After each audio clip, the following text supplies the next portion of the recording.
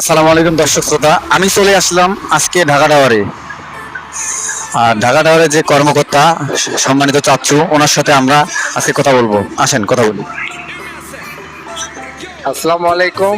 আমরা চলে আসছি ঢাকা টাওয়ারে। এখানে আসলে কি, আমরা যদি প্রজেক্টটা দেখাই, ওদিকে প্রজেক্টটা দেখান, ওটা হচ্ছে ঢাকা টাওয়ারের প্রজেক্ট। হ্যাঁ, এটা হচ্ছে আপনার বেসমেন্ট হচ্ছে 6টা, আর হচ্ছে আপনার উপরে হবে আপনার মোটামুটি 54 তলা। হ্যাঁ, এটা বাংলাদেশে ধরতে গেলে সবচেয়ে বড় প্রজেক্ট।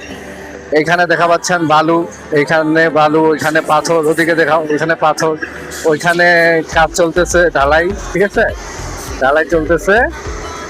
আমরা ওইখানে ঢালাই মিস করতেছি, পাম্পে ঢালাই হচ্ছে।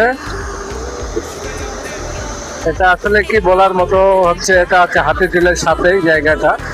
ঠিক আছে, কিন্তু এটা আপনার এক সময় দেখবেন যে এটা যখন ওকে হয়ে যাবে, এটা বাংলাদেশের হাইস্ট বিল্ডিং, এবং কি এটা দেখার সেই সৌন্দর্য। এটার মধ্যে লিফট রয়েছে মোটামুটি 10 থেকে 15টা, তার হচ্ছে আপনার সিঁড়ি রয়েছে।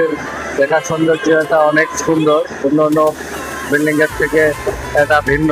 ঠিক আছে, আর হচ্ছে এটা যদি দেখা যায়, এটা আসলে এটার মধ্যে সিমেন্ট রয়েছে, এটা সিমেন্টে ভরা। পাম্পটা যদি আমরা একটু দেখাই, পাম্পটা এই যে কিভাবে মাল মিক্স করে, কিভাবে তুলে, আপনারা দেখেন, দেখতে পাচ্ছেন। ঠিক আছে, আর ওইটা হচ্ছে টাওয়ার, ওটা দিয়ে মাল তোলা হয়।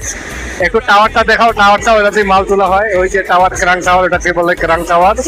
সেটা দিয়ে আমরা মাল উপরে বহন করি। ইনশাল্লাহ এটা যখন ফাইনালি ওকে হবে, তখন দেখতে অনেক সুন্দর হবে। আসসালামু আলাইকুম। ওকে, ভালো থাকবেন।